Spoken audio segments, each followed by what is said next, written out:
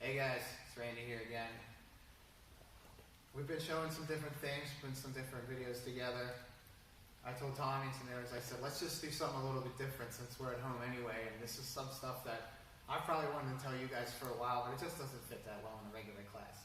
If you guys want to be swinging clubs at each other, probably wouldn't be coming to my gym in a bikini, right? Because we do vigilante jiu-jitsu, but at the same time, I've done a lot of martial arts in my time, and I want you guys to at least have some familiarity with stuff. I don't want you to be completely lost in some other areas.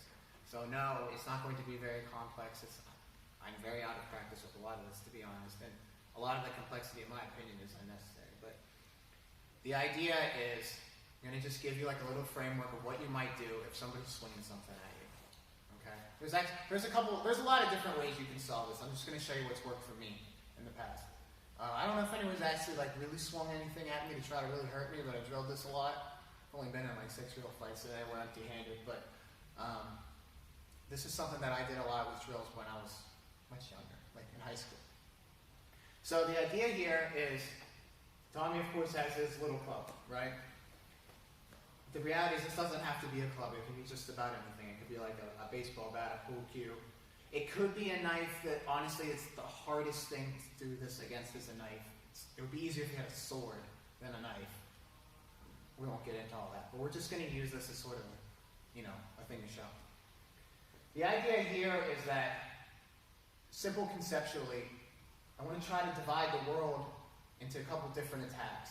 I'm only really going to have two here, and I'm going to show you the second one because I like it the best, and I just don't have that much time. But I'm going to divide the world in a line down the middle, which is he can swing at me from over here, right? He can swing there, he can swing anything from that side. He can swing there, he can even poke me from that side, all that stuff, right? Or he can come at me from the other side. He can swing at me here, he can swing at me low, cut my knee, all that kind of stuff. You might say, oh, well, what happens when he comes directly overhead? I'll just try to divide the world there, whatever, because he can throw a forehand over the head, like that, that's going to be divided to that side, or he can throw a backhand over the head. Like one of these, yeah. That's that side, right? So I'm trying to just divide into two. Dude, I could divide 12 ways. I'm just going to make it simple, because I don't practice this every day. So for me, it's two, okay? What I'm going to show you is the backside, and I'll tell you why I like the backside. Even though if I see that this is starting to happen, I'm trying to kind of go over to this side on him, because I like this backside. So I'm trying to bias the world that he's going to throw from that side. I like going to that side for a couple reasons. If he comes to the fore side, bang. See? We didn't work that out beforehand. He's just smart. I don't want that to happen. There's a couple things I can do there. Yeah, there's a few things I can do if he comes to the forehand side. But I'm going to try to divide, try to go to this side so he comes from the back side. Alright? It might be hard for you to see my feet. I think we're kind of shin up here. But the biggest thing that I'll say is you need to step away from where it's coming. So if it's coming from the backside, the last thing I want to do is this. You see what I did? I just walked into it. You can, and you can try to jam, and you can try to get close. The problem is if you make any mistake at all, you're giving yourself less time.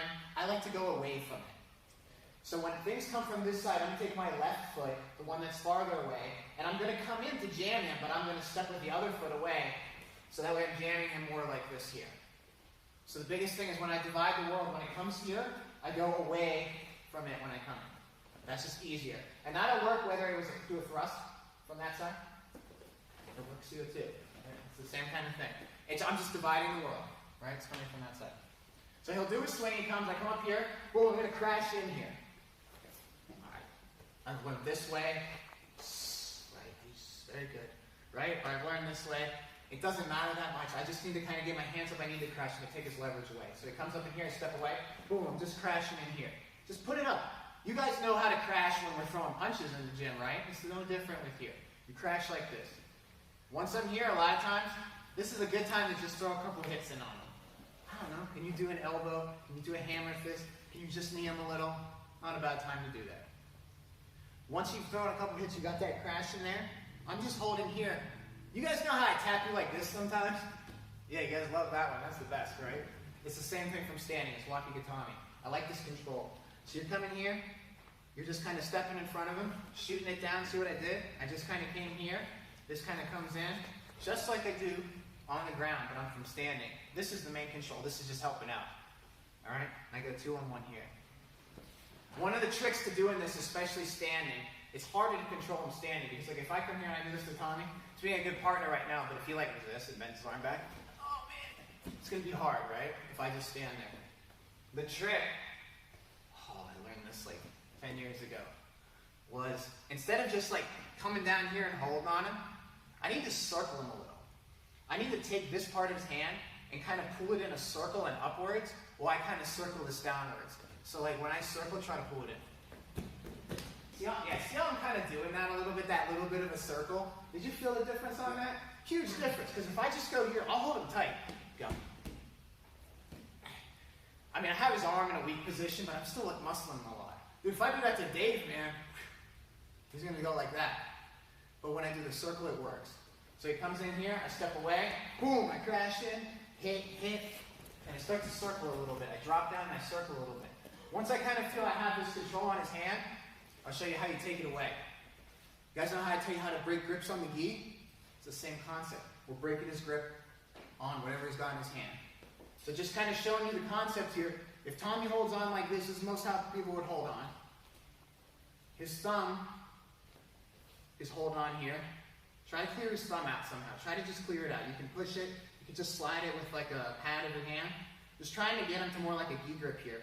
And then it's normal vector away from his hand. So when he's here, I just push that way and it comes out, right? Because if he's here, even if I get his thumb off, say I get his thumb off, hold on here.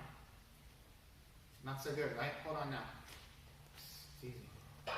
Then so you go, it's really not that easy in real life, but that's what you do. So you come in here, bang, hit, boom, drop him down here, you got this. See, I'm just going to take my 4 fingers, I'm going to try to gang up on his thumb. I don't know if you guys can even see in the camera, it's kind of small. But you just kind of grab right on the thumb pad like this. I'm just going to grab it. And while we're doing this, there's a fight, and that's what I'm doing in my circle to make the fight easier. I managed to get the thumb peeled a lot. I take this web in my hand. If I push down like this, hold on to the stick when I do this. He'll be able to hold on. The leverage isn't quite there. I'm going to go as close as I can to his hand, just like this. Hold on now. This shoots right out, doesn't it? You can't hold on when that happens. So you just, one more time to take away. Hit him in a circle a little bit. This is going to be a fight. This is going to be a fight here. Bang, throw an elbow. Getting up here. Try to peel that just a little bit. And when I feel I'm ready to go, web of the thumb. I'm dragging almost along his hand as low as I can. And I'm just shooting straight away from me. Boom, like that. Now I have it. Okay? Thanks, guys. I know we don't cover this that much, but just a thought. Something you guys can do, you can play around with. Really any weapon. It's just good to know at least something like that. Okay? Thank you very much. Finish to the groin.